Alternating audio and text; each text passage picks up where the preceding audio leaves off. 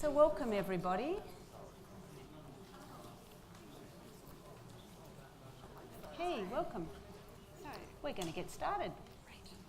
Is that all right with you? Absolutely. Terrific. So if you could have a seat, that'd be great. Oh.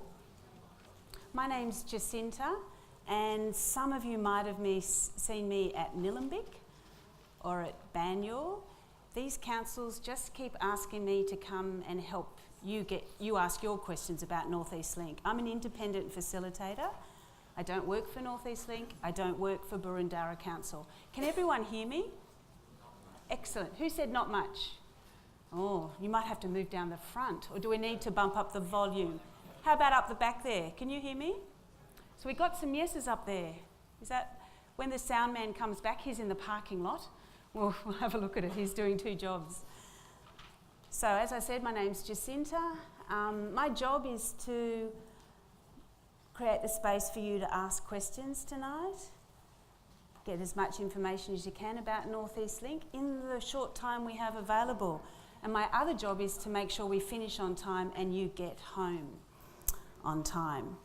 Before I go any further, I would just like to acknowledge the original owners of the land on which we're meeting, the Wurundjeri as the original custodians of this land, and in the northern parts of our city of Melbourne. And also to let you know in terms of some housekeeping that we're streaming live on Facebook. If you didn't notice when you walked in, or if no one told you, we are being filmed. And if anyone's uncomfortable with that, we can put you in the back corner where there's no cameras. We can take you up there if you prefer not to be on Facebook. So hello to Facebook people. You can wave to them too if you want.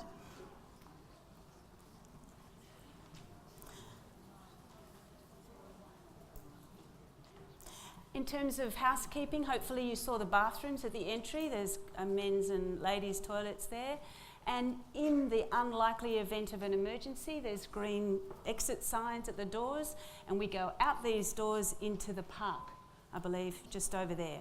So that's housekeeping taken care of. And I just want to make sure that we're all at the right meeting. So I've put up, and look, some of you who've been at the other meetings, you might have heard a few of these jokes before. I'll try and vary it. So I've put the purpose up in handwriting there and at the front. So the purpose of tonight's meeting is to hear the community's thoughts specifically about Corridor A option for North East Link. Are we all at the right meeting? Fantastic. There's one thing that every single person in this room has in common, and that is our absolute interest in North East Link. Fantastic. My job is also to try and find some common ground here tonight. So we're all at the right meeting. I'd also like to let you know what we're doing tonight. A welcome, which I'm in the middle of. And we're going to have information from Boroondara, the city of Boroondara. North East Link CEO Duncan Elliott is here himself tonight. And then another bit of information from Boroondara. And at 8 p.m, I'm aiming for 8 p.m, as long as our speakers stay on time, for questions to start. And we have, I'll talk to you more about the timing for questions when we come to 8 p.m. On your seats are blank bits of paper and access to a biro nearby if you don't have one on your seat.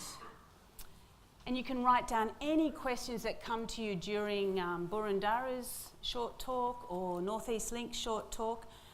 And council staff will gather those questions. We've also got a box at the front of the room, the hall, to put those in.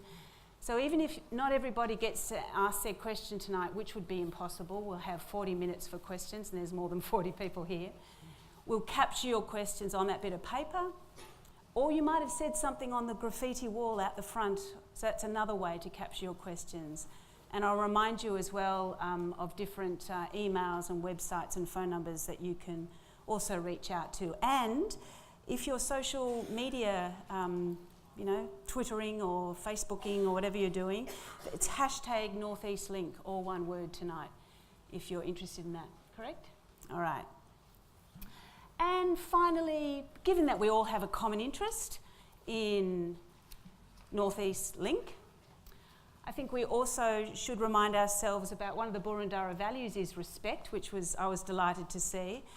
And I'd like to hold this conversation in an atmosphere of respect as much as possible. My job is to respect your time and your interest in asking questions, but I remind you that we have 2 ears and 1 mouth, and not everybody can ask a question.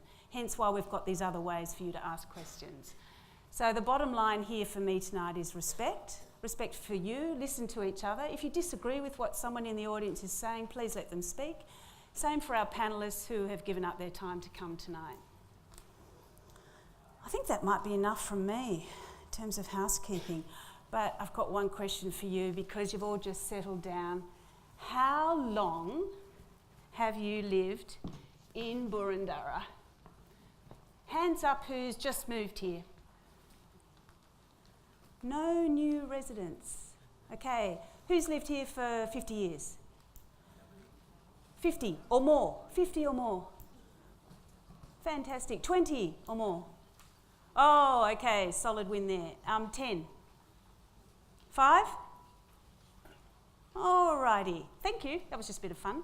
I'd like to introduce Councillor Jim Parks to say a few words and welcome our VIPs. Councillor Parks, thank you.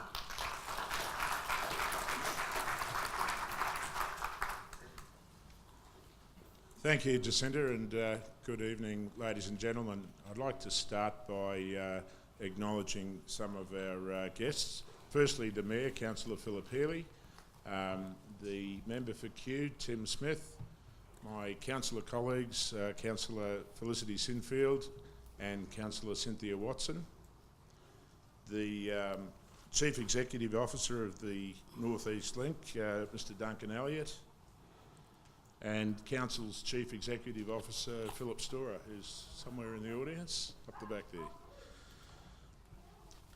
Ladies and gentlemen, the North East Link Authority released 4 corridor options on the 8th of August, and that very same week the Mayor and I wrote a letter to what we considered to be the most affected residents, and there was about 4,000 letters that went out to make people aware of the proposal and the various corridor options. The key purpose for council... we started. I have to keep the noise down. Thanks. The key purpose for council tonight in facilitating this is to make sure, firstly, that residents are informed, and secondly, for us to hear from you, both through your questions and comments, and through direct engagement with you during and after the meeting tonight. Council has a number of concerns initially about option A and the likely effect upon the city of Boroondara, and particularly the Freeway Golf Course, the Boroondara Tennis Centre, Coonung Creek Reserve and other parkland, the likely additional traffic levels, including heavy vehicles through a city that's already absolutely at capacity in terms of traffic flow. Of course, the likely additional noise along the Eastern Freeway, which has been a concern for many years now that hasn't been properly addressed. And even in terms of the future, the likely impact of that option on the possibility of a Doncaster rail link. Council is in the process of formulating a response to the North East Link, and of course we're very keen to make sure that we adequately capture community views. The submissions now close on the 18th of September. It was going to be at the end of August, and Council asked for longer time, both for its own purposes and also for those residents who were so badly affected potentially by option A and who need to have their voices heard. So I'll wrap up there. Thank you for coming. We're very keen to hear your views, and we're delighted that so many people came out tonight to gather information and to express their views. Thank you. Thank you, Councillor Parkes. So without further ado, I'd like to invite Duncan Elliott, the CEO of North East Link Authority, to share his thoughts with you and hopefully provide you with plenty of information. Duncan's got about 15 minutes, but Duncan, if it's okay with you, I might give you a 2-minute sort of call. Is that all right? All right, yes. And I'll be over here. Right. All right, so you know where to look. Okay, thank you. Thank you very much, Councillor, and thank you very much for the opportunity to present tonight on behalf of North East Link Authority. It's true to say there has been an enormous amount of interest in this project, an enormous amount of support for a North East Link project to be delivered, but clearly a lot of conjecture about where it should be done and how it should be done.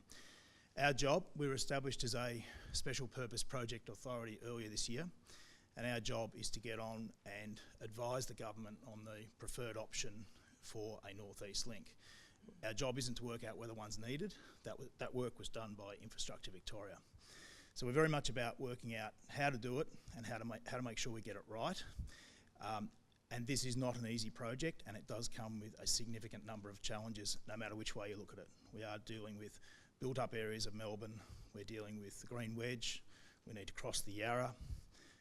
And we're dealing with some of the most environmentally significant parts of Melbourne. So all up, a significant challenge, but one that overwhelmingly the community has told us needs to be dealt with. Just in terms of our recent community engagement, I had the opportunity to attend a session last week in Boroondara, and clearly there was some very strong views being expressed about some of the points that Councillor Park made around noise on the Eastern Freeway, about getting children back and forth between Bulleen and Balwyn across the existing Bulleen Road Bridge, bus problems in servicing Marcellin, congestion on Bulleen Road itself, and safety issues emerging from that, but also the environmental significance of the Coonung Creek Reserve and the surrounding area. So well aware of those issues, and really what we're at the stage of at the moment is hearing about those concerns to help inform the recommendation we make later in the year to government on the preferred option. There is no preferred option being put to government yet, and the reason that we're conducting this engagement is to share what we've learnt, share the information that we've been able to glean, and get feedback on the criteria that we're going to ultimately use to assess which is the preferred option for this project. And on that basis, it's actually not a popularity contest. We need to get the strategic transport objectives balanced off with minimising impacts on the environment and minimising impacts on communities as best we can. We started out conducting a community survey earlier this year.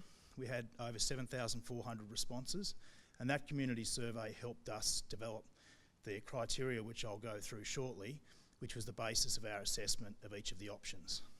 And we were asked by the government to look at every possible connection between the M80 and the Eastern Freeway or Eastlink, and we started out with a lot of options. We whittled that down to 4, which we believe are feasible, but they come with different benefits and opportunities, which was the material we shared recently with the public.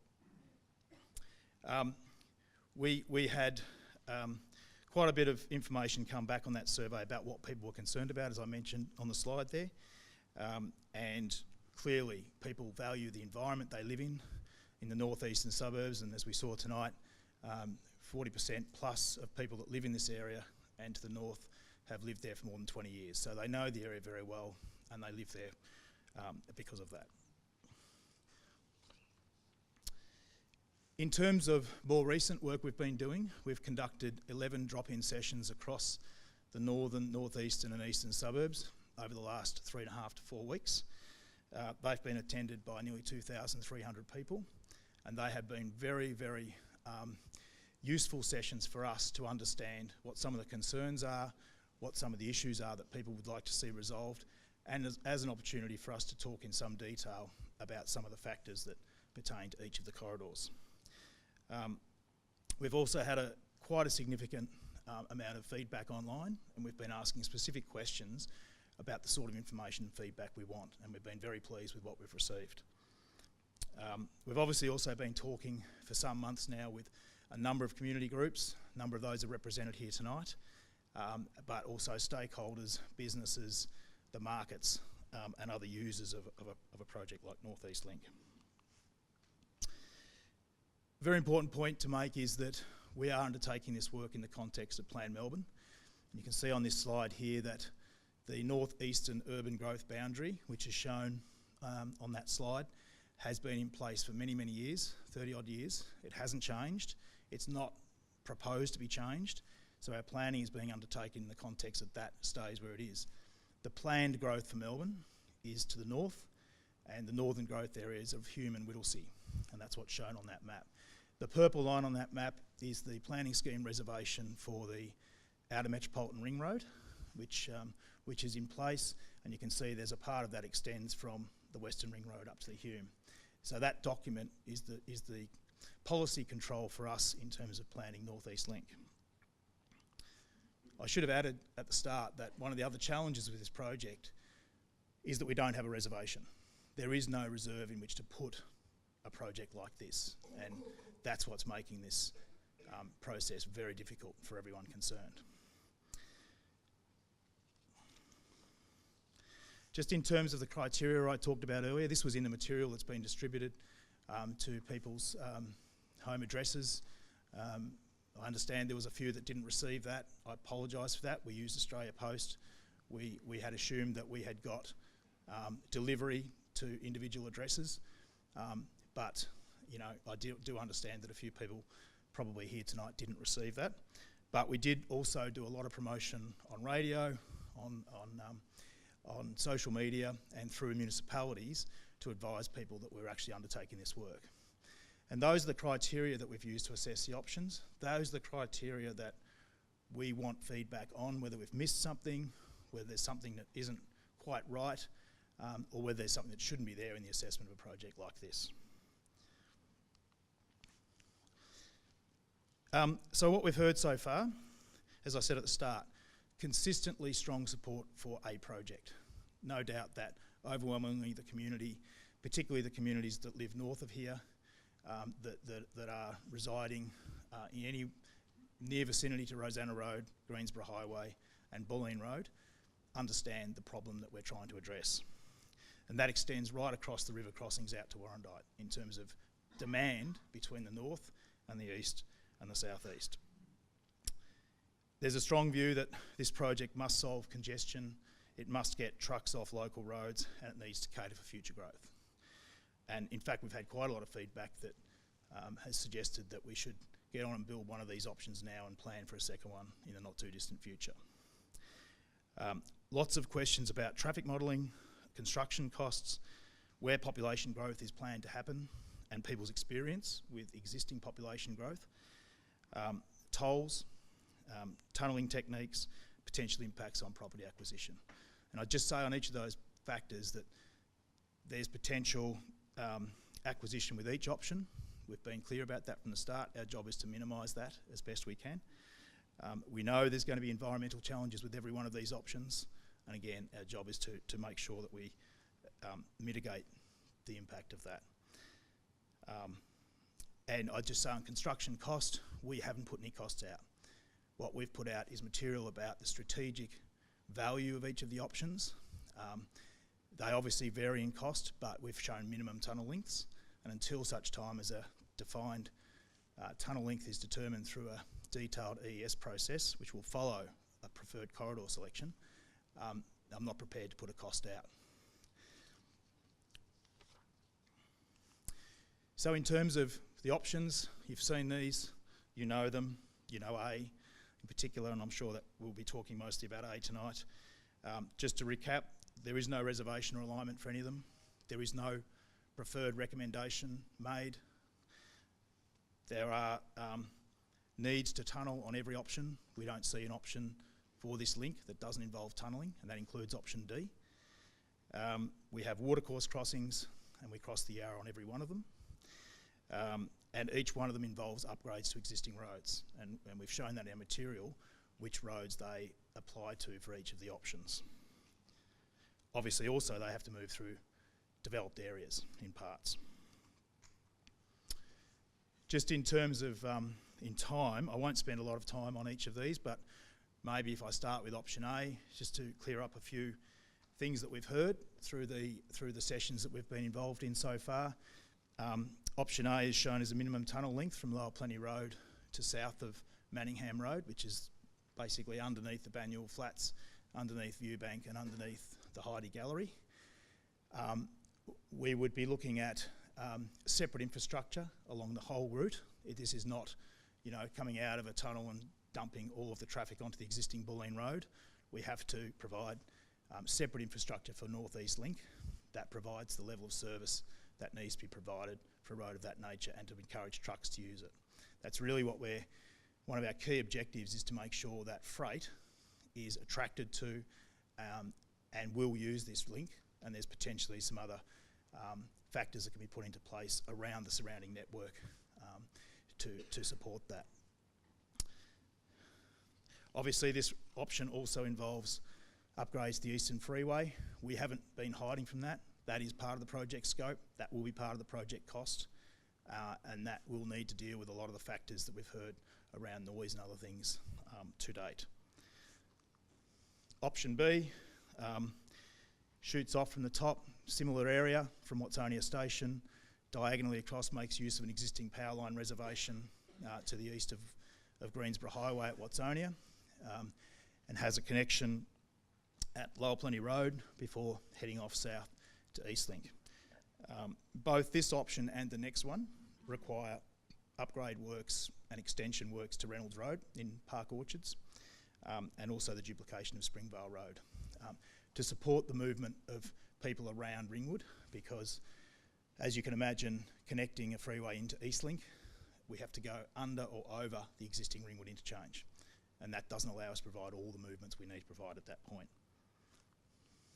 Option C heads off to the east at the top, has a connection at Ryan's Road, again makes use of some reservation in that section.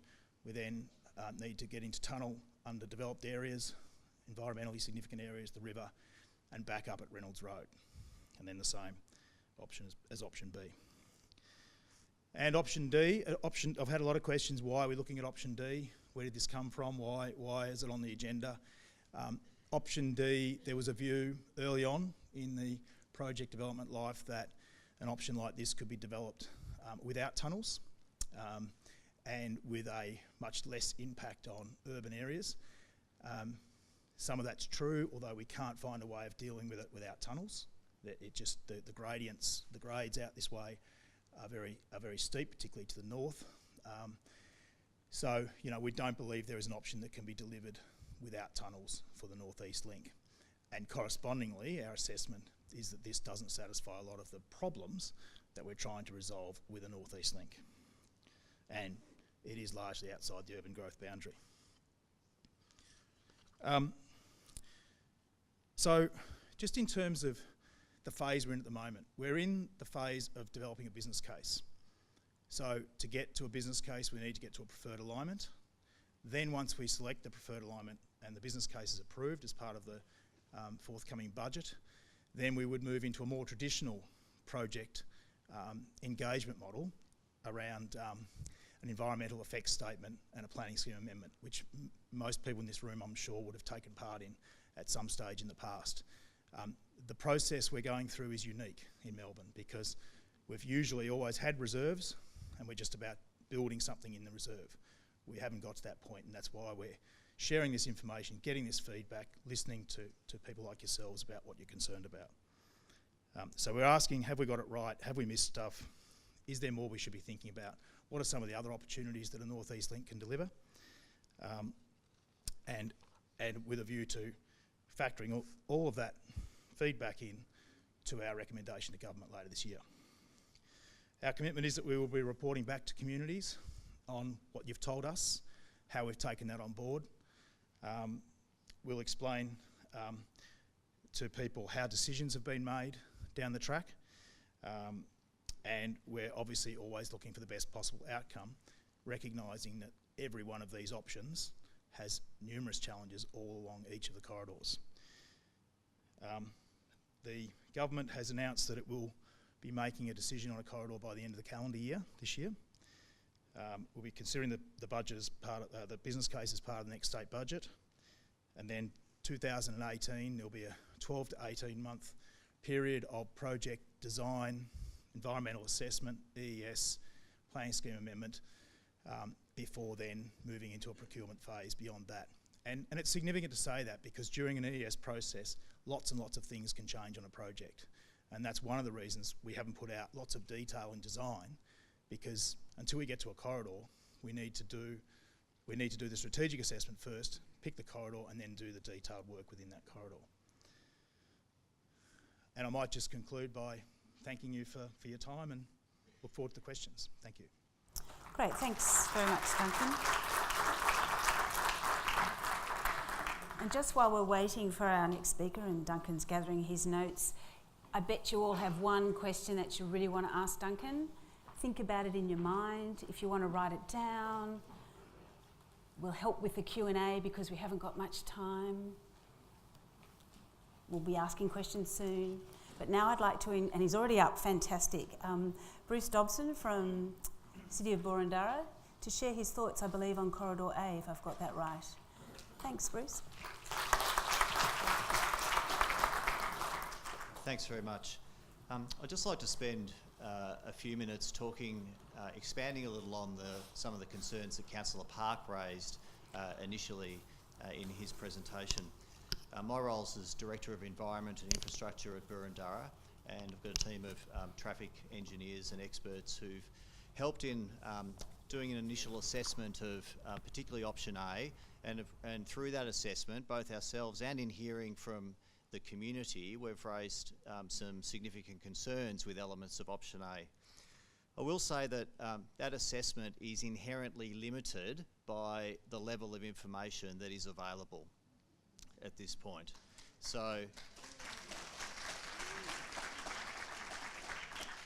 and Council, right from when the North East Link Authority released the options, within a week, Council had written formally, after passing a resolution, had written formally to the authority to ask for specific information on certain areas. And we've asked a number of times since, and we haven't received, I guess, the detail that we would really want to be able to properly make informed judgments about some of these issues. So I sort of frame this up with that comment in mind.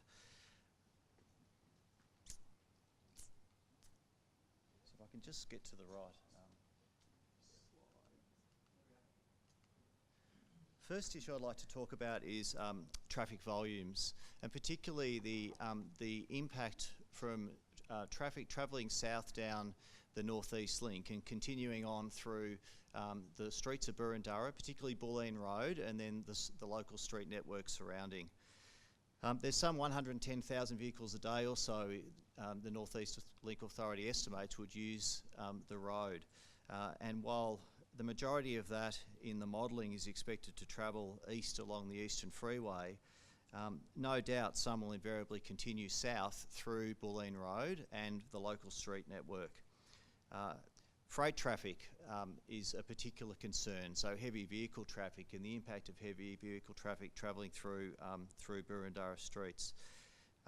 At one of the information sessions that was run at the Veneto Club, which a number of officers and councillors attended, we made inquiries around information that was available around traffic modelling, and we do understand that there has been modelling undertaken around the impact south of the Eastern Freeway.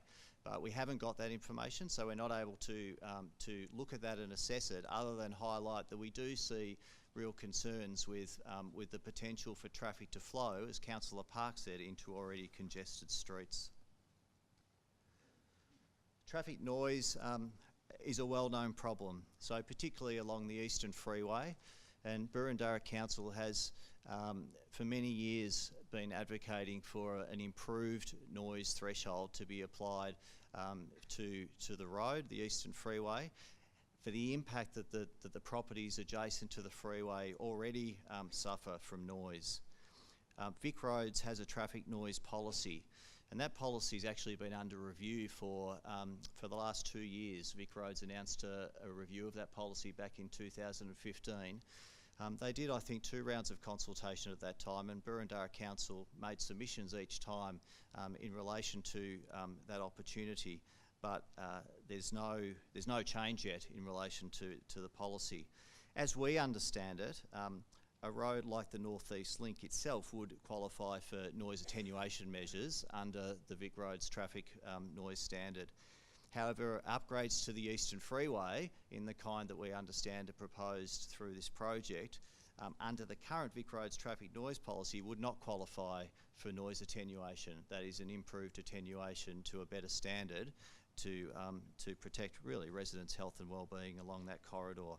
So Council continues to advocate for a better noise standard to be applied along that stretch, and is really concerned with option A about an increase in noise and a worsening effect for residents along that stretch.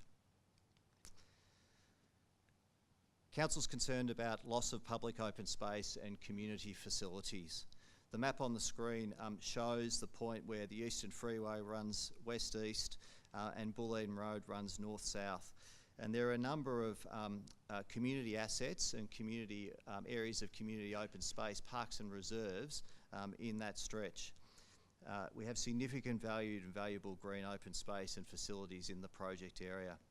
There's 12 parks or parklands and reservations, Coonum Creek Reserve, Yarra Flats Reserve, Hayes Paddock, Willsmere Park, including the Billabong, Chandler Park.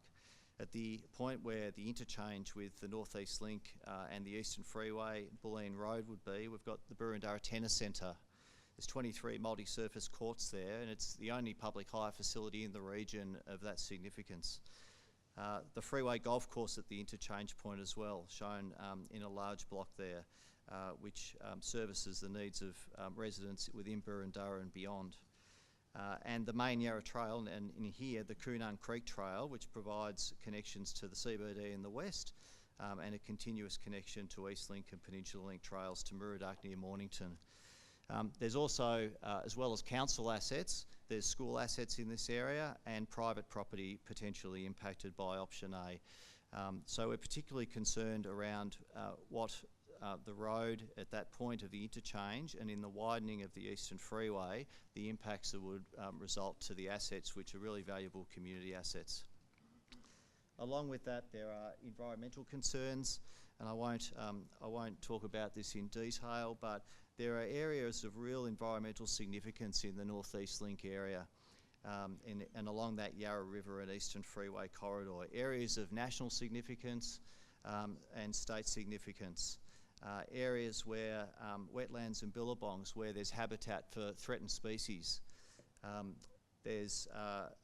Look, I won't talk about that anymore in the interest of time, but this is really sensitive environmental area. I'm pleased that I've heard from Duncan Elliott to sort of recognise that there are environmental impacts along the way, and that's certainly the case for this stretch of land here that would be impacted. In terms of potential land acquisitions, and again, it was acknowledged that there would be some land acquisitions through the project. We've just noted on the screen some of the areas which we're particularly concerned about.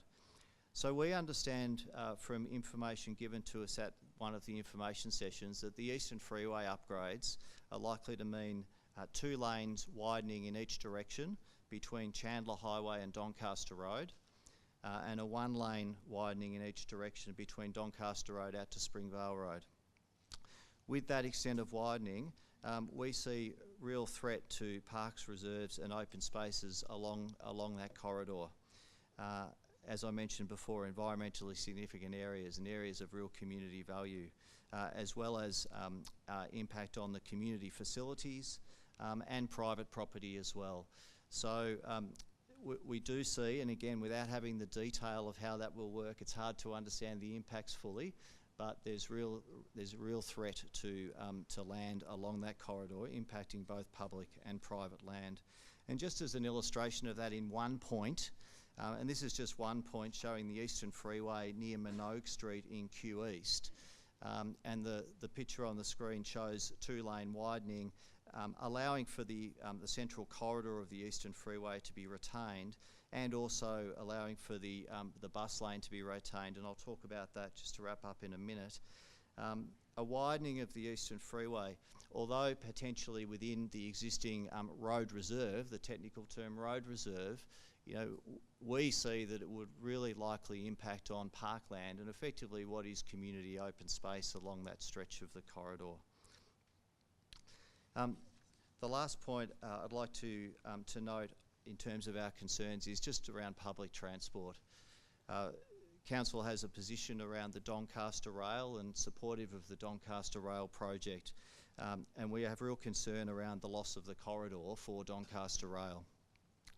Similarly, we see great benefit in the Doncaster area rapid transit, so effectively the bus service along the freeway from the park and ride in Doncaster through to the city, a fast way of taking public transport into the city along that route, and the potential for upgrades to those routes in the future, which could be compromised through option A of the North East Link.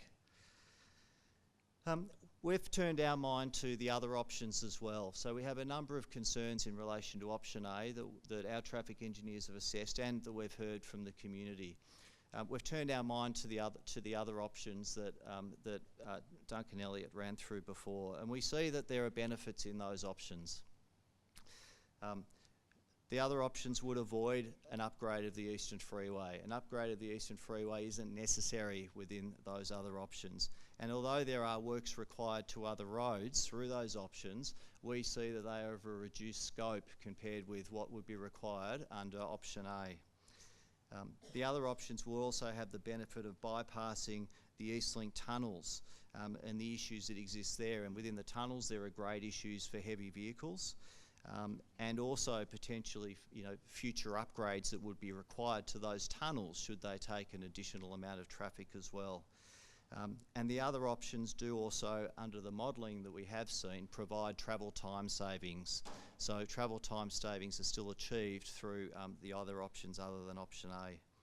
So just to wrap up, what's Council doing? Well, as Councillor Park mentioned, we will be preparing a submission and lodging it with the North East Link Authority, and that's due on Monday the 18th. We'll also be providing that to decision makers within government, to the Office of the Coordinator General Major Transport Infrastructure Program, to the Minister for Roads and Road Safety and the Minister of Planning. And we would encourage you to also make your comments known, both to Council through the means that you have tonight, but particularly directly to the North East Link Authority, so that all views on this project can be captured. Thank you.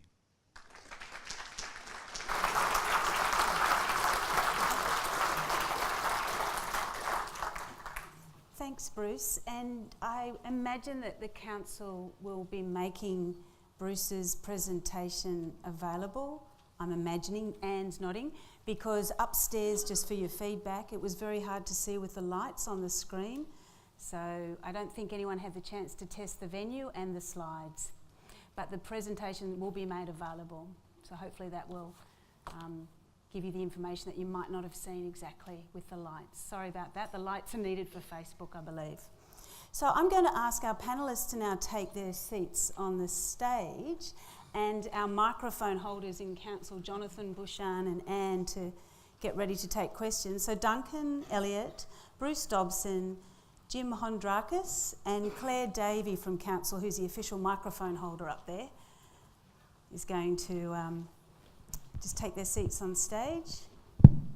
And because Bruce's information and Duncan's information was so interesting, we're starting 10 minutes late. I apologise for that, but I think the information was needed, useful. So we have till about 20 to 9, if not just quarter to 9, for questions.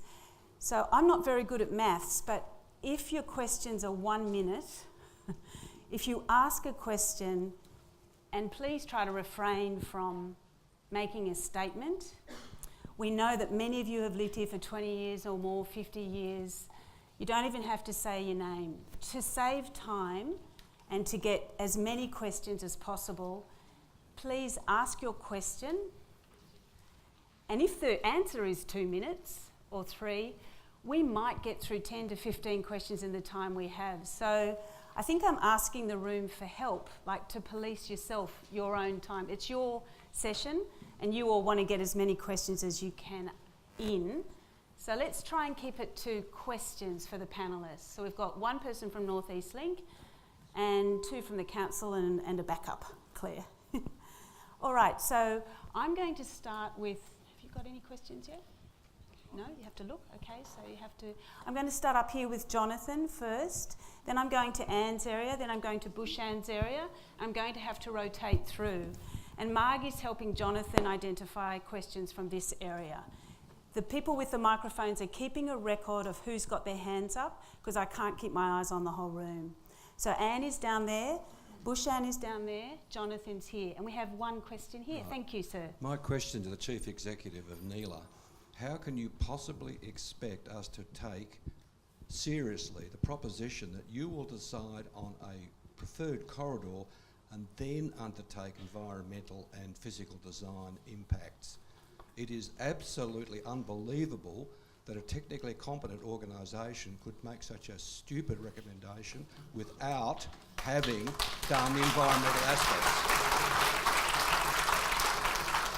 And just as an addition, I went home after the meeting last Thursday and in half an hour designed the interchange at Boroondara Road with the 800 metre radius, which takes out the tennis centre. I could do that in half an hour at home with my compass. Where the hell have your design people been and trying to forecast the impact on the local environment? Thank you. Thank you. So, we have two questions, but I think we'll just take the first one in the interest of everyone getting to ask one question. Thanks. So, yep. So as I said in my presentation, this is a challenging project because we don't have a corridor. We don't have a reservation. If you look at the way Eastlink was developed, if you look at the way Peninsula Link was developed, those projects started with a road reserve and then started to work out how do we make use of that road reserve and do all the technical work, all the design work, all the environmental assessments and undertake the EES. We have 4 corridors here that stretch across the entire northeastern suburbs of Melbourne. That affects an enormous number of people, hundreds of thousands of people.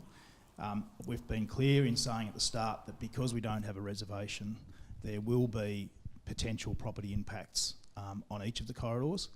And our job is to work out strategically which option provides the best solution to the problems that we've identified from our community survey in terms of what North East Link needs to do.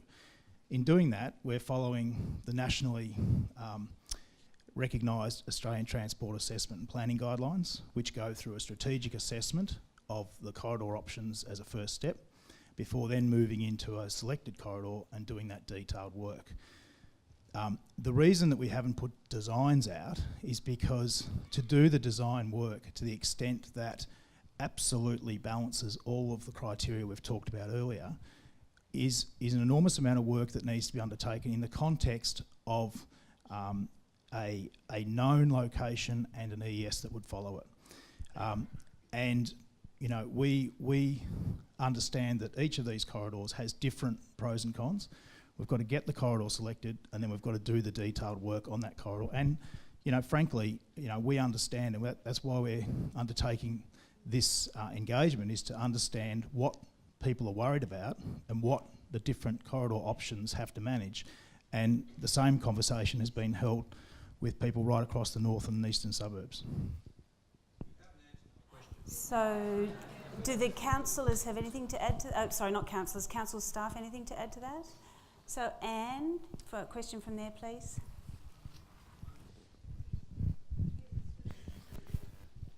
Just like the first questioner, I superimposed the Tullamarine called a freeway interchange and put it over this, and the conclusions I came to were simply that Bulleen Road will be kept as it is. It's needed for local traffic. It's no purpose for this, and there will be a huge freeway interchange. And the obvious place is using up Coonung Creek Reserve, is the conclusion I came to. So there are two questions arise from that. Is that why is there any reason why we can't have that information out there now? Because we all know it's the freeway interchange is very large, And the second part of it is, look, I realise the need for a transport solution, and yes, the house gets resumed, no problems. But what happens if I have a freeway in front of it instead of a park? I mean, I think the issue is there are many options as to how you can do an interchange. You know, you raised the Tullakalda, there's Peninsula Link, East Link, there is Ringwood. There are all various different ways of doing an interchange. You know, our job isn't to pull out a design standard and plonk it on top of an existing freeway and, you know, everything that's in that quadrant goes. Our engineer's job is to actually make sure that on any of the options that we have a design that recognises and mitigates impacts on those types of things. And you know, that could be that you know, the tunnel could go longer onto the Eastern Freeway from the north with that option. It could happen on any of the options, and that's why we've been quite specific in saying that we've specified what we believe is the minimum tunnel length to preserve housing and environmental assets. But when it comes to interchange design, that is all up for grabs in terms of the next phase of the work. You know, historically a government may have just said, well, we're going to build it here and then commence all of that work. What we've been asked to do is to share with the community our knowledge, our understanding of the different solutions and what they do to solve the problem first, get that understanding before we then arrive at a corridor and do that detail work. There are very many different ways you can construct and design interchange these days. So any additions from Bruce or Jim or Claire to that? Bushan, you have a question for me, thanks. This is a question for Duncan. My name's Stuart Glazebrook. I'm a Boroondara resident for 35 years.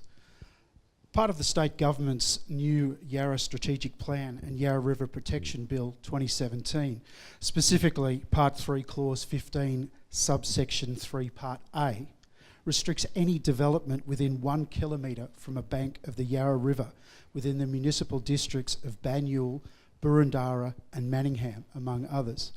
My question is in two parts. How will the North East Link facilitate its preferred Corridor A alignment proposal under the Yarra Protection legislation? And two, has the North East Link project received or is pursuing a declaration under the Major Transport Projects Facilitation Act of 2009 and the Transport Integration Act of 2010 that might exempt it from these legislative protections?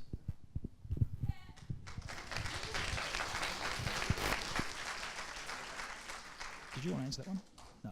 So I might start and then I might hand over to our Director of Land Planning Environment, who's been working very closely with Melbourne Water and the department on that legislation.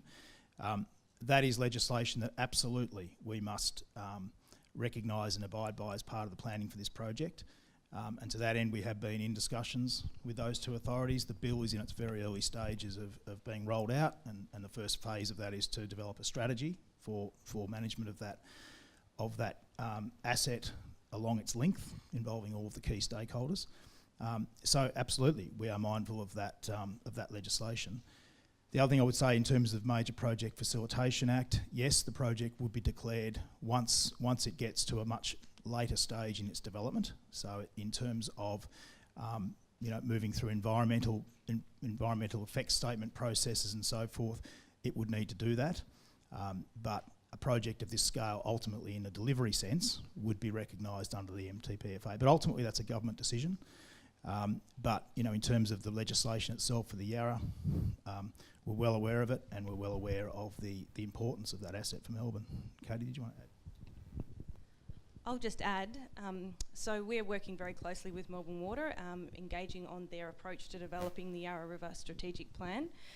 We're also working with the Wurundjeri Land Tribal Council on their views as well, and they'll be a key member of the Birrarung Council, which is being established to oversee the Yarra River Strategic Plan when it's developed. Some key things about that legislation are around protecting the landscape and the area around the river, not just the river itself. So it's taking our land use protection of the Yarra River to that next step, not just focusing on the water and the catchment, but the land, of which some of you probably live within that corridor. So it sets a really good framework for us to assess how the project will interact with the Yarra River. So as an environmentalist, I'm quite happy about that, because it sets some really clear boundaries and some objectives that we will work within when we're doing our assessment. Thank you. Bruce or Jim, anything to Bruce? Yep, thanks. Just to add that we're very keenly interested on the Yarra River work as well, and have representation on different groups to stay across from a council point of view around the work that's happening, and very keenly interested in the answers, the details to the questions that you asked as well. So, Jonathan, I think we have a question upstairs. Thank you. Duncan, you stated on the radio a couple of weeks ago that the main objective of the project was to improve the connectivity, the transport between the southeast suburbs of Melbourne and Gippsland with the northern suburbs, the Hume Highway and so forth. How does option A, which is the only one involving widening of the Eastern Freeway between Doncaster Road and the Chandler Highway, improve that connectivity, especially the sections between Bulleen Road and the Chandler Highway, which seem to be just designed to funnel more traffic into the city and into Hoddle Street or into Princess Street and Kew? Thank you. Yep.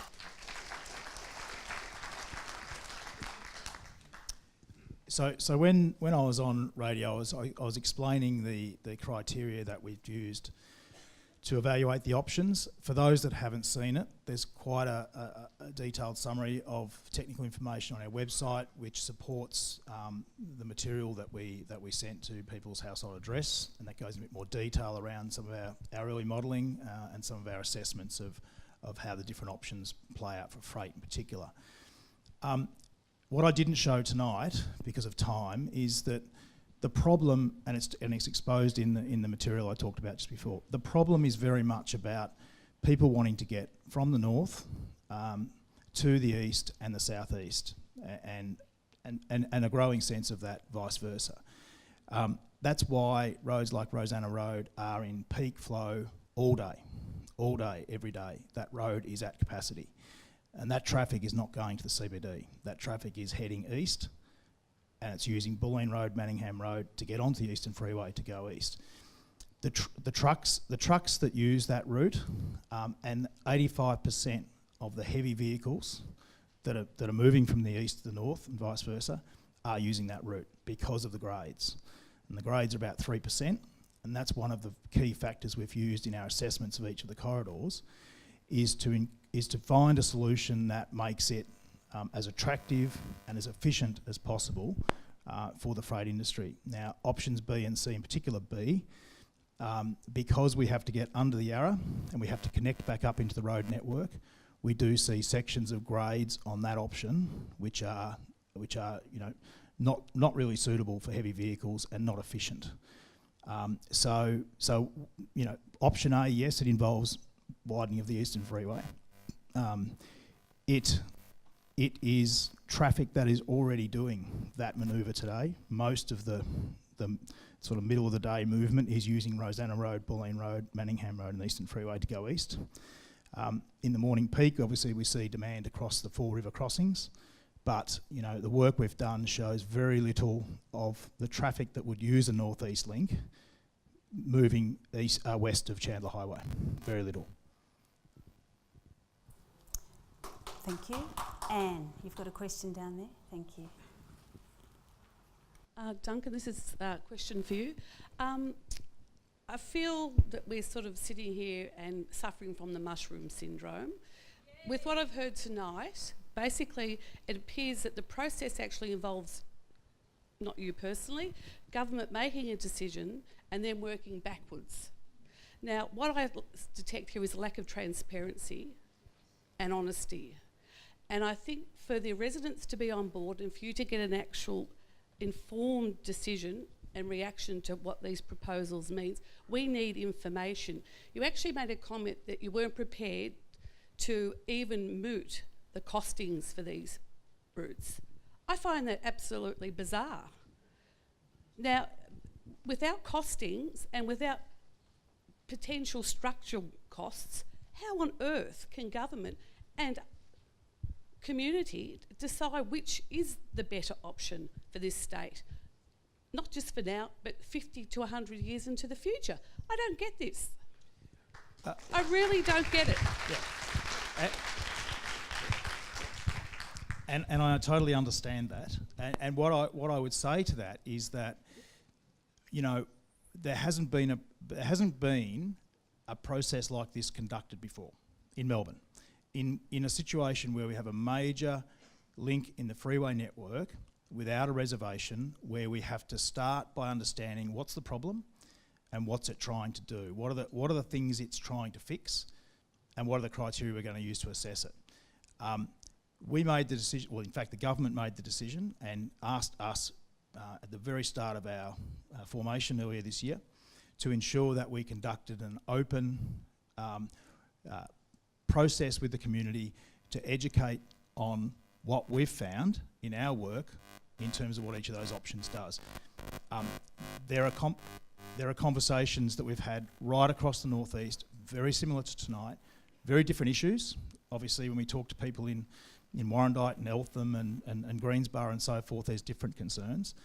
But every community has got concerns. And the reason that the government and ourselves and Infrastructure Victoria actually went down this path was to ensure that people could contribute to the criteria that are used to assess the option. We're not putting out the options for the community to pick. So I think that's a really important point. We're not conducting a vote. We're conducting a series of sessions like this to hear from people about what their concerns are. And as I said in my presentation, it's very apparent to me there are a significant number of concerns around the Koonung Reserve. There are a number of concerns around the widening of the Eastern Freeway and the impacts that may or may not have. The impacts on open space that Bruce talked about, and the impacts in terms of getting kids to and from both sides of the freeway that exist today. And that's what we want to hear. That's what we want to hear. That gives us the information we need to provide a solution to government that deals with it. Excuse me, sorry, there's a process for asking questions. We'll get to you as soon as we can. Duncan, can I just clarify? You said this is the first, this has never been done in Melbourne before. What's it? What's the it? Sorry, that might help. Yep. So the it is that, you know, when you have an East Link, when you have an Eastern Freeway, when you have a Peninsula Link, you know, when you have a West Gate, Monash, all of these roads were built in corridors that were reserved, protected, and known about for many, many years. People bought their houses next to those roads or those reserves, knowing full well that one day there would be a freeway there. The situation we have here is there is no reserve. You know, we are talking about moving through developed areas in some parts of each of these corridors. Clearly we are talking about moving through environmentally significant areas, and we're crossing the Yarra, and we need to be cognizant of the planned Melbourne growth strategy for this city. So, you know, we felt it's important, the government feels it's important, that people have the benefit of understanding the pros and cons of each of those options at a high level, at a strategic level. Because once you get into the detail, there are, you know, it's a bit like the interchange conversation. There are many, many, many options that an interchange could look like. We may go through an EES process and find that an interchange configuration changes significantly.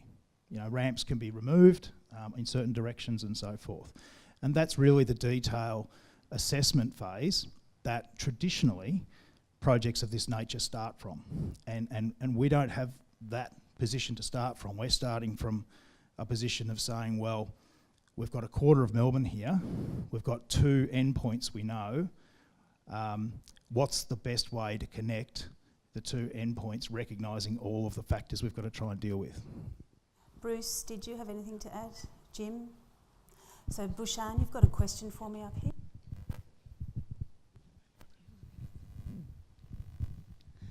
My question fits under the heading that you ask, have we missed anything and other opportunities? I went to the Eastern Region Partnership Forum at the end of August. It was a forum that asked what we want in the East in terms of priorities in the years to come. And the initiative across the whole night, there were 200 plus participants, beating every other priority put forward on the night across health, housing, environment, education, etc., was that there be developed a turn-up-and-go network of buses across the region linking activity centres, universities, transport hubs, stations, hospitals, etc. Interestingly, the North East Link didn't get a mention. Didn't get a mention in the infrastructure workshops or in transport priorities. Now, my question is, has the North East Link Authority been structured in such a way that if the corridor selection brings on more angst than positives, and the issue of choking roads rather than relieving traffic brings on a backlash, is it possible for the North East Link Authority to change focus and give attention to the infrastructure and transport solutions as was identified at the Eastern Region Partnership Forum?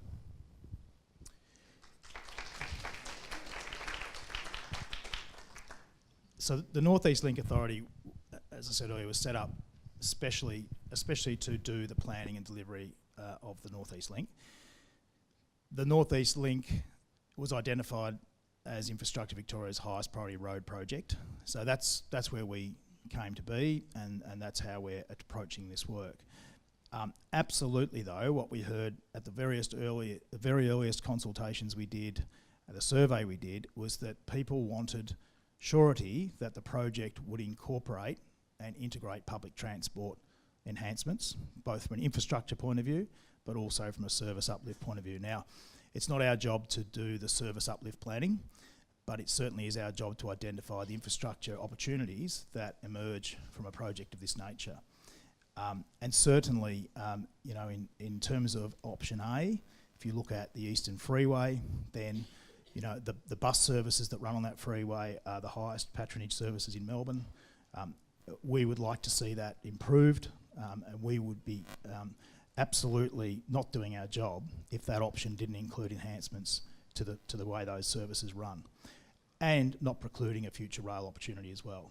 So, you know, in talking to La Trobe have told us that, you know, they're running now express bus services from Reservoir Station into La Trobe Uni, carrying 260,000 passengers a year.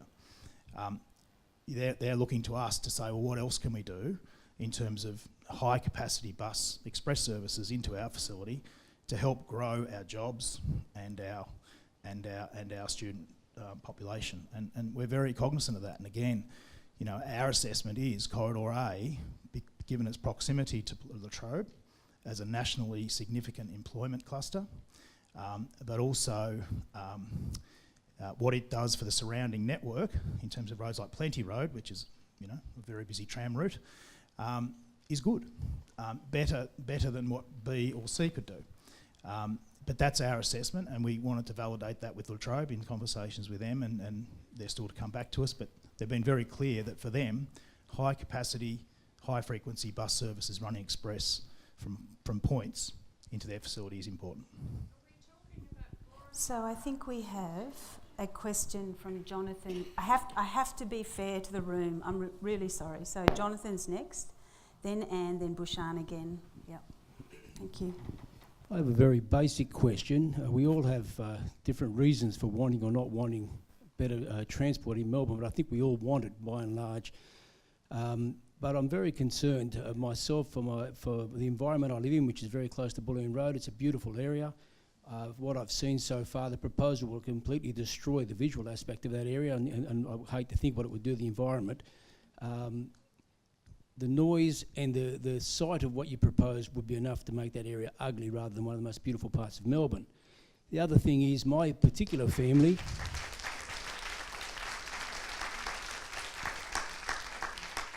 Speaking for myself, I stand to lose my home.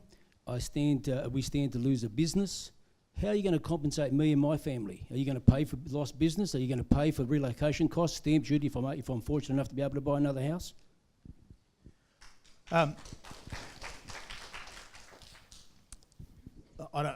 Certainly don't pretend for one matter that dealing with people's houses and businesses is easy, and as we've said, right, the government decides on, is going to have issues in that regard. What I would say though is that the government has very specific legislation that applies to land acquisition, compulsory land acquisition, in some cases voluntary purchase schemes. Business relocation costs are absolutely part of that. So, I think that's been a tried and tested model for many, many years in Victoria, and it would obviously apply to this project. Just one thing, sorry. This very process has already been valued my house. Who's paying for that? Well, I mean, we've heard that message from a few people, and that's why we're getting on with the job to recommend a preferred corridor before the end of the year. Thank you. And Anne, I think you have a question. I'm happy to take that question offline with you directly. Yep. If high-level costings have already been done for the 4 options, will cost be the overriding consideration on which option is selected? Cost will definitely be a factor in the decision, but the most important issue for us right now is to ensure that the best transport solution is adopted to deal with the problems we talked about earlier. The combination of dealing with the transport problems and mitigating the impacts on the environment and homes and businesses is absolutely what we're trying to balance. It's going to be an expensive project. The government's well aware of that. But until we get to the point of understanding that level of detail, I could put a number out there tonight and then find that we have to extend the tunnel on one of the options for very good reason, and tunnelling is very expensive. So, cost is ultimately a factor, but the government's been very clear with us that we want to get the right solution in terms of the problems that have been identified on the screen. So Bruce or Jim, anything to add to that at all? So, yes, thanks. Just to add that, I mean, cost is a factor that we're interested in, but particularly that the cost of not just the road itself, but the ancillary work, such as the widening of the Eastern Freeway, that's all considered within the total cost when the comparisons are made. And I can assure you it will. So Bushan, you have patient people waiting to ask questions. I know the lady in the blue hat's been waiting for a while too, but we'll get to you in the next round.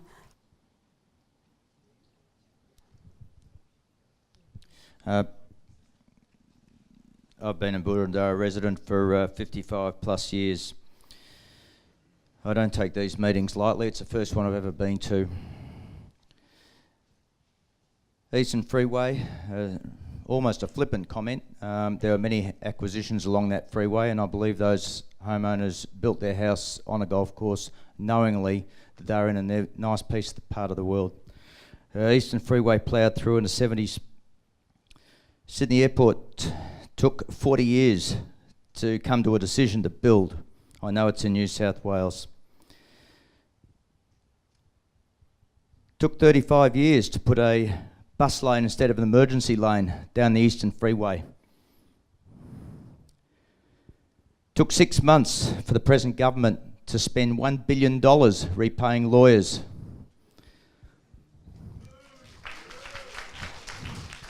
The rail down the centre of the East Link was canned. There remains a nice, beautiful, wide median strip, and Doncaster residents are waiting for the railway. My question is, 8th of August, I believe, and forgive me if the dates aren't accurate, I believe you put out the 8th of August as a see how we all feel kind of thing. 18th of September is your submission to the government. Do you really think that's enough time to consider our views and all the information?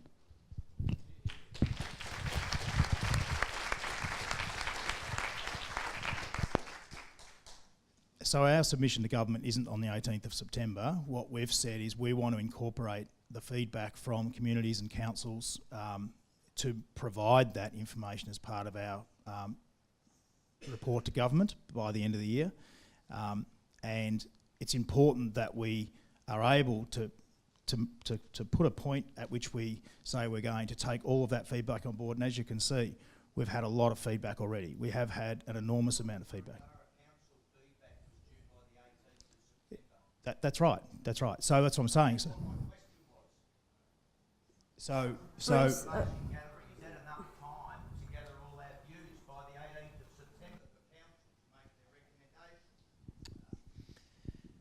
so we would ideally prefer more time to be able to provide our comments, council's comments, to the North East Link Authority.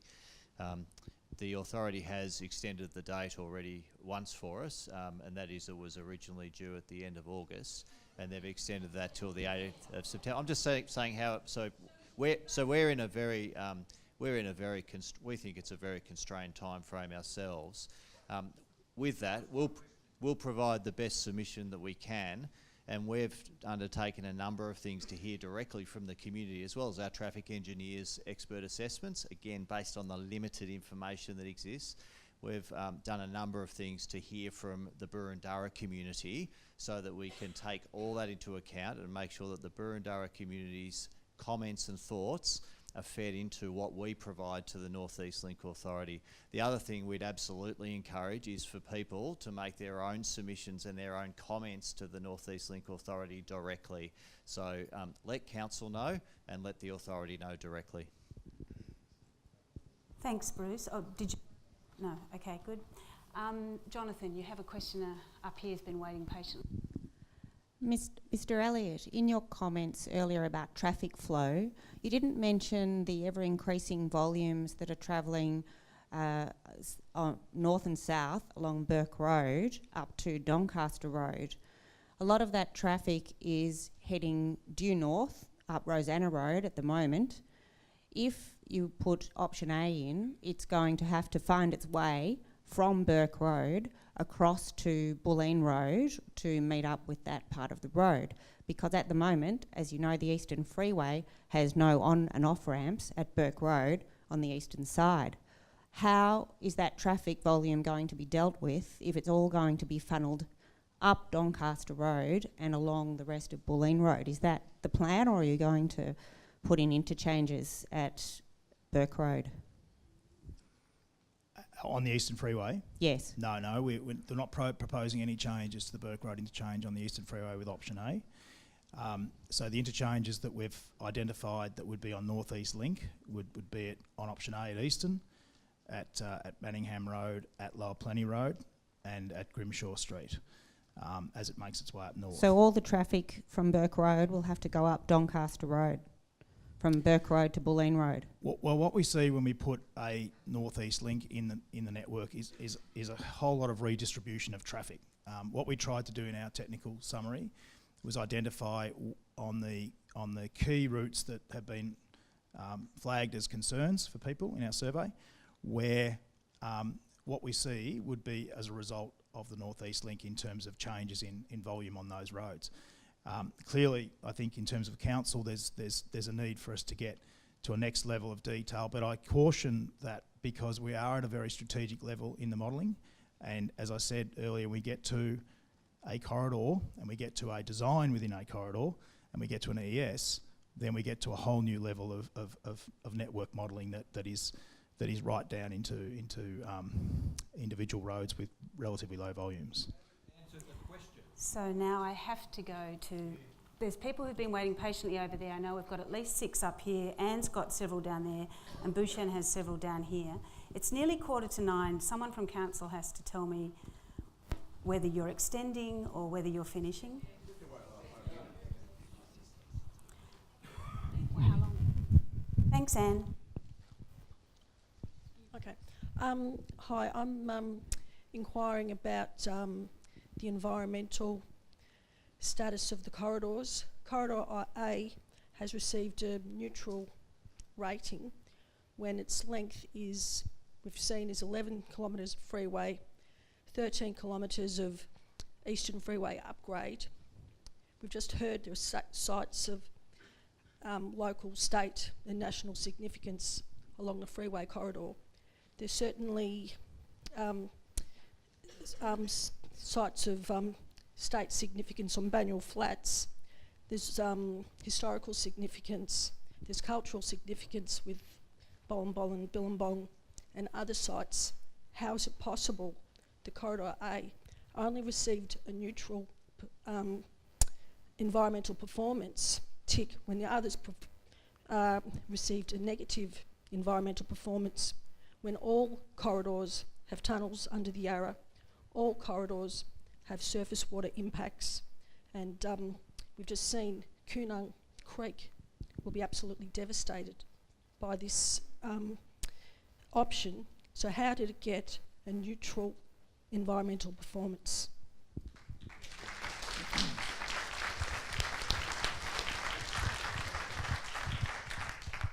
So in terms of the Coonung, in terms of the Eastern Freeway widening, again, I understand the frustration that we haven't got a design that shows exactly where a widening of Eastern Freeway would happen on that corridor, and that's because there's still a lot of work to do. We understand clearly that minimising impacts on Coonung Reserve and on other locations, Billabong, Heidi Gallery and Banyule Flats is critical. The reason we gave that option a neutral rating was to recognise that with options B and C in particular, they are much longer tunnels. They also impact on, in terms of C, the north of Reynolds Road area, which is also a concern to local residents in that area, and the interchanges on B and C also have bigger impacts on the existing urban area than with Corridor A. That's how we assessed it, but certainly we've had feedback on that. Okay, I think we've got Bushan. Have you got one for us, Bushan? Thank you. Thanks for your patience. Thank you. The documentation you put out showing the 4 options is obviously biased towards option A.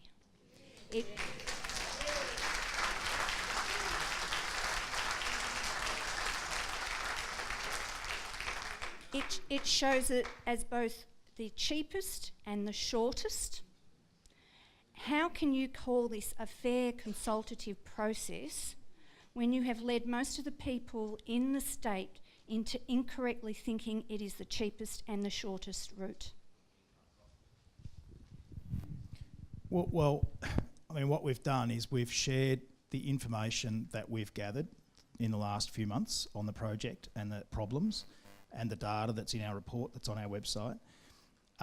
We've assembled the criteria to assess the various options against through our community survey, and we've assessed them and shared that material. So, you know, if there's feedback that relates to the sort of question that was asked around a particular rating of a particular option or whether or not there's criteria missing, that's exactly what we're hearing, or we're wanting to hear, and that's a lot of the feedback we're getting, and that feedback will go into our advice to government down the track. There's also other pieces of information we're hearing around the sorts of material that I heard from the Bellevue Primary School about local access as well, which, you know, is an important issue locally, irrespective of whether or not option A is adopted. So, you know, we're doing this to ensure that there's a greater level of understanding of each of the challenges of each of the options, what some of the opportunities are with each of those options, take all that feedback on board and incorporate that going forward. The alternative would have been for government to come out and announce a corridor and to then just plough on with an EES and a planning scheme amendment as has been done in the past. And I'm sure that if that had happened, then a lot of questions would have been asked about, well, why not a corridor over here, or why not a corridor over there? What other options were looked at? And that's why we've been very open about what options have been looked at and how they've been evaluated. Thank you. Jonathan, thanks. Thank you for waiting. Hi, a really quick question. Hi. Up the top, yep. Just circling back to what you said about option B in terms of the engineering and the gradients of the road, it almost seems as if that's being discounted as an option before it's even begun. And then you talk about the environmental impact in relation to option B and C. Seems like it's being discounted before it's begun. Option D is clearly not palatable to anybody and serves no real purpose.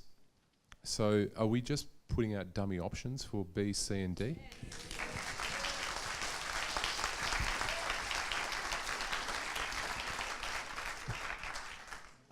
Well, no, we're not.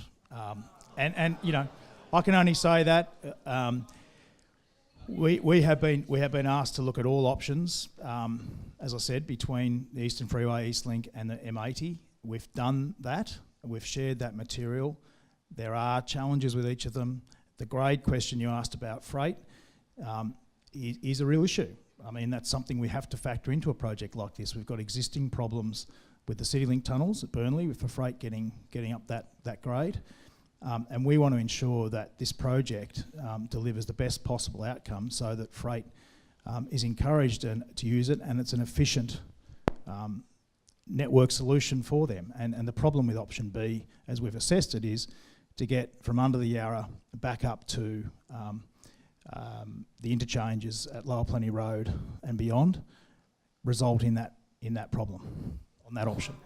Bruce or Jim, do you have anything to add to that from your presentation?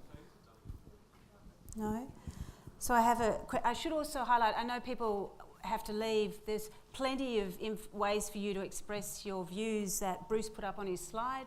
Different politicians, there's a council email, and there's about 3 or 4 different ways to contact North East Link directly as well. And all that information is printed on your materials as well. And we're going to go till 9 o'clock, but feel free to leave if you need to. But Anne, another question, thanks.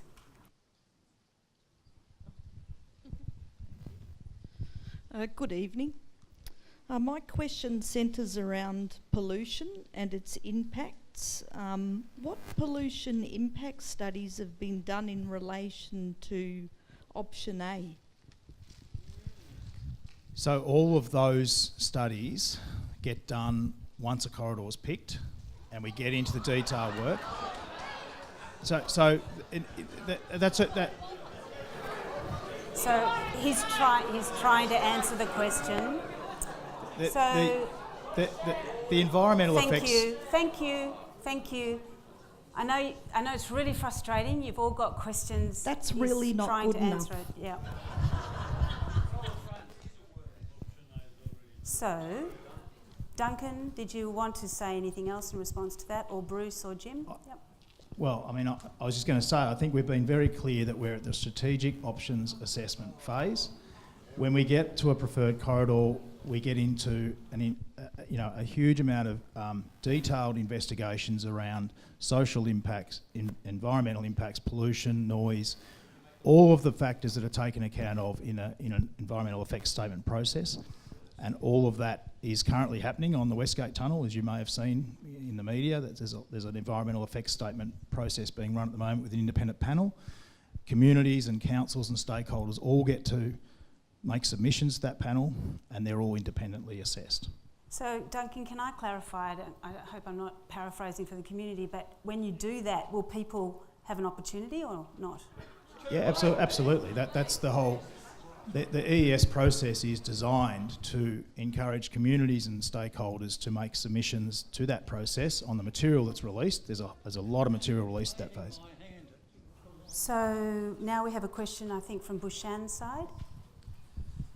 Just real quick. So you talked about giving the community the chance to speak for ourselves, but the time frame from 8th to the 24th, I didn't even know about this until I was at the Heidi market and people were talking about this. Yeah. And, you know, me being young, tech and savvy, I didn't even see any media on it much. I listen to the 3AW every now and then. You know, it's not on Facebook, it's not anywhere. So this material that you're talking about in regards to the time frame, the costings, isn't it a bit contradictory that you can make a decision for us and when everything is biased like others have said? Well, I would refute the fact that it hasn't been advertised. We've been right across radio, we've been right across social media, we've been right across local papers. So just real quick, sorry, I forgot to ask a question. The question is, is there going to be any more chances for other people to know about this? Is there any more marketing being done in regards to voicing out your opinion, or no? Well, as I said at the start, we've had nearly 2,400 people through 11 drop-in sessions across the northeastern suburbs. We've had over 17,000 visits to our website and hundreds and hundreds of comments on the particular questions that we're asking through this consultation. We had 7,400 plus responses to our community survey. There is a lot of awareness of this project in the community, and there is a lot of interest in providing feedback. So I have a question up here with Jonathan. Yeah, thank you. For full disclosure, my name is Alexander Marks, and I'm the Transport Policy Advisor to the Victorian Greens. The Victorian Greens oppose the construction of the North East Link, or 4 options.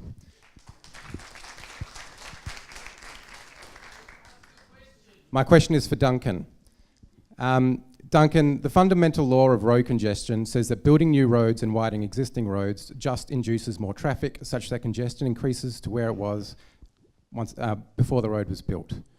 A second thing I'll say is that ring roads have never worked in London, Moscow, New York, Dallas, Houston, any city around the world. They do not reduce congestion.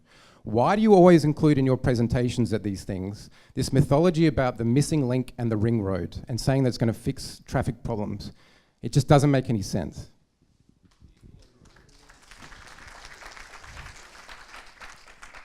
Well, I think transport systems in general are planned around a growing city, and what I showed on the screen before for Plan Melbourne, there are 200,000 additional people planned to go into human Whittlesea in the next 15, 16 years.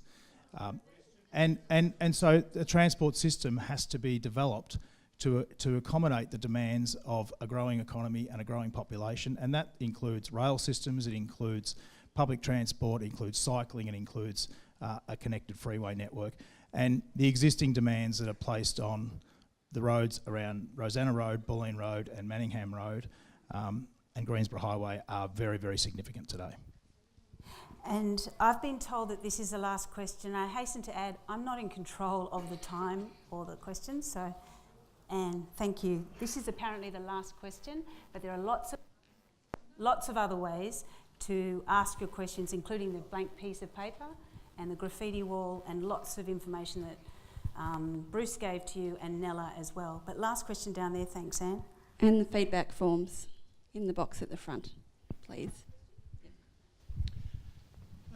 Firstly, a comment.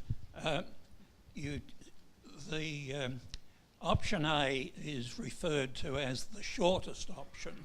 Surely the distance from the end of the existing ring road to, say, the beginning of Eastlink is the factor. So you option A has to also include distance from Bulleen Road through to the beginning of the tunnels. Yes. But my question relates to finance. The costing of the various options, in the case of B, C and D, they are new roads, so they won't involve much disruption to existing traffic flow. In the case of option A, there will be major disruptions. That cost to be borne by the community, not the government.